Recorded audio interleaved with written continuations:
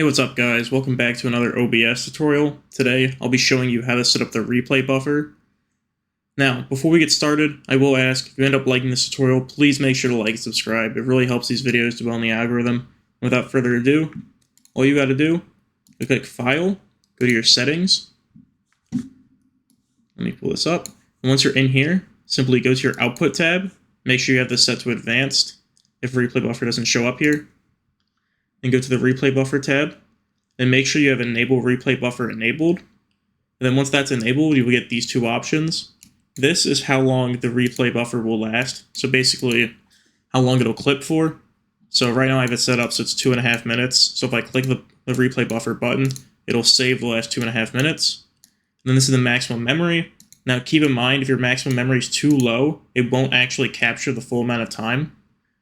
This is the amount of space that you'll be giving it basically to record the clips.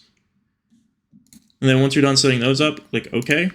And then you'll have this button appear here that says Start Replay Buffer. If we click this, you'll see that it started the replay buffer. And then at any time, I can click this button and it will save a clip. As you can see in the bottom left, it got saved. Now, it can't save like back in time, obviously, so this one's only about 5 seconds. But as long as you have this going, anytime you click this button, it'll save a clip. Anyway, that's it for this tutorial. Thank you all for watching.